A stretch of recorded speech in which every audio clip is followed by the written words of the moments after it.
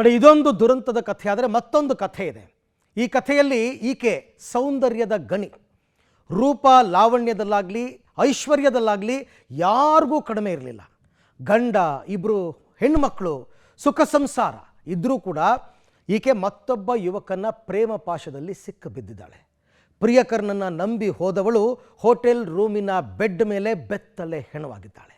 ನಮ್ಮ ರಾಜ್ಯದಲ್ಲೇ ನಡೆದಿರ್ತಕ್ಕಂಥ ಕಥೆ, ಬನ್ನಿ ನೋಡೋಣ. ಅಂದದ ಗಣಿ, ಚಂದದ ಚಲುವೆಯ ಕಗೋಲೆ, ಪ್ರಿಯಕರನಿಂದಲೇ ಹತ್ಯೆಗೀಡಾದ ಸುರಸುಂದರಿ. ಗಂಡ ಮಕ್ಕಳ ಬಿಟ್ಟು ಟೆಕ್ಕಿ ಹಿಂದೆ ಹೋಗಿ ಹೆಣವಾದ್ಲು. ಈ ಸುಂದರಿಯ ಫೋಟೋವನ್ನ ಒಮ್ಮೆ ನೋಡಿ. ಅಂದಹಾಗೆ ಈ ಸುಂದರಿ ಹೆಸರು ಹರಿಣಿ ಅಂತ. ವಯಸ್ಸು 35 ವರ್ಷ. ನೋಡೋಕೆ ರೂಪವತಿ. ಹೀಗೆ ಮನೆ ಕೂಡ ಸಾಕಷ್ಟು ಸ್ಥಿತಿವಂತರಾಗಿದ್ರು. ಕೋಟಿ ಕೋಟಿ ಆಸ್ತಿ ಇರೋ ಈ ಹರಿಣಿಗೆ ಊರ ಜಾತ್ರೆಯಲ್ಲಿ 25 ವರ್ಷದ ಟೆಕ್ಕಿ ಯಶಸ್ ಪರಿಚಯ ಆಗಿದ್ದ. ಇಬ್ಬರ ಜಾತ್ರೆ ಸ್ನೇಹದಿಂದ ನಂಬರ್ ಎಕ್ಸ್ಚೇಂಜ್ ಆಗಿ ಸ್ನೇಹ ಪ್ರೀತಿಗೆ ತಿರುಗಿ ಪ್ರೀತಿ ಮಂಚದವರೆಗೂ ತಲುಪಿತ್ತು. ಹೆಮ್ಮಿಗೆಪುರದ ಹರಿಣಿಯ ಗಂಡ ಸ್ಥಳೀಯ ಜಮೀನ್ದಾರ. ಹಣಕಾಸಿಗೆ ಕೊರತೆ ಇರಲಿಲ್ಲ. ಇಬ್ರು ಹೆಣ್ಮಕ್ಳನ್ನ ಓದಿಸ್ಕೊಂಡು ಹೆಂಡತಿನ ಚೆನ್ನಾಗಿ ನೋಡ್ಕೊಂಡಿದ್ದ. ಇತ್ತೀಚೆಗೆ ದೊಡ್ಡ ಮನೆ ಕಟ್ಟೋಕೆ ಪಾಯ ಪೂಜೆ ಕೂಡ ಮಾಡಿದ್ರಂತೆ. ಪತ್ನಿ ಹರಿಣಿ ಹಾಗೂ ಯಶಸ್ ನಡುವಿನ ಅನೈತಿಕ ಸಂಬಂಧ ಗಂಡನಿಗೆ ಗೊತ್ತಾಗಿದೆ. ಗಂಡ ಪತ್ನಿಗೆ ಬುದ್ಧಿ ಹೇಳಿ ಹರಿಣಿ ಫೋನ್ ಕೂಡ ಕಿತ್ಕೊಂಡು ಮನೆಯಲ್ಲೇ ಹರಿಣಿಯನ್ನ ಪತಿ ಕೂಡ ಹಾಕಿದ್ದ. ಇದಾದ ನಂತರ ಪತ್ನಿ ಸರಿ ಹೋಗ್ತಾಳೆ ಅಂತ ಹೊರಗಡೆ ಬಿಟ್ಟಿದ್ದಾನೆ. ಈ ವೇಳೆ ಹರಿಣಿ ತನ್ನ ಬಾಯ್ ಫ್ರೆಂಡ್ ಯಶಸ್ನ ಮತ್ತೆ ಸಂಪರ್ಕಿಸಿದ್ದಾಳೆ. ಇಲ್ಲೇ ಆಗಿದ್ದು ಎಡವಟ್ಟು. ಬೆತ್ತಲೆಗೊಳಿಸಿ 17 ಬಾರಿ ಇರಿದು ಕೊಂದ. ತಾನು ಆತ್ಮಹತ್ಯೆಗೆ ಯತ್ನಿಸಿ ಖಾಕಿಗೆ ಶರಣಾದ. ಯಾವಾಗ ಹರಿಣಿ ಸಂಪರ್ಕಕ್ಕೆ ಸಿಗದೆ ಹುಚ್ಚನಂತೆ ಆಗಿದ್ದ ಯಶಸ್ ಹರಿಣಿ ಸಿಕ್ಕರೆ ಸಾಯಿಸೋಕೆ ನಿರ್ಧಾರ ಮಾಡಿದ್ನಂತೆ.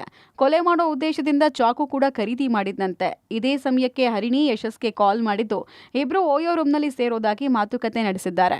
ಸುಬ್ರಹ್ಮಣ್ಯಪುರ ಠಾಣಾ ವ್ಯಾಪ್ತಿಯ ಓಯೋ ರೂಮ್ನಲ್ಲಿ ಕಳೆದ ಶುಕ್ರವಾರ ಇಬ್ರು ಸೇರಿದ್ದಾರೆ. ಲೈಂಗಿಕ ಸಂಪರ್ಕ ಬೆಳೆಸಿದ ಬಳಿಕ ಸೈಕೋ ವರ್ತನೆ ತಾಳಿದ ಯಶಸ್, ನನಗೆ ಸಿಕ್ಕವಳು ಬೇರೆ ಯಾರಿಗೂ ಸಿಗಬಾರದು ಅಂತ ಮೊದಲೇ ಪ್ಲಾನ್ ಮಾಡಿದಂತೆ ಚಾಕುವಿನಿಂದ ಬರ್ಬರವಾಗಿ ಹರಿಣಿ ಕೊಲೆ ಮಾಡಿದ್ದಾನೆ.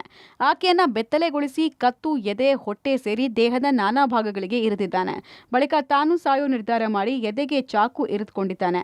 ಆದರೆ ನೋವಾಯಿತು ಅಂತ ಚಾಕು ಅಲ್ಲೇ ಬಿಟ್ಟು ನೇರವಾಗಿ ಕೆಂಗೇರಿ ಠಾಣೆಗೆ ಹೋಗಿ ಕೊಲೆ ವಿಚಾರ ಬಾಯ್ಬಿಟ್ಟಿದ್ದಾನೆ. ಆದರೆ ಪೊಲೀಸರು ಕೊಲೆ ಕೇಸ್ ಸುಬ್ರಹ್ಮಣ್ಯಪುರ ಠಾಣಾ ವ್ಯಾಪ್ತಿಗೆ ಬರುತ್ತೆ ಅಂತ ಹೇಳಿ ಪೊಲೀಸರಿಗೆ ಆರೋಪಿಯನ್ನ ಒಪ್ಪಿಸಿದ್ದಾರೆ. ಆರೋಪಿಗೆ ಸ್ನೇಹನ ಬಿಡಿಸ್ಕೊಳ್ಳೋಕ್ಕೆ ಮತ್ತು ಒಂದು ಡಿಸ್ಟೆನ್ಸ್ನ ಬೆಳೆಸೋದಕ್ಕೆ ಟ್ರೈ ಮಾಡ್ತಾರೆ.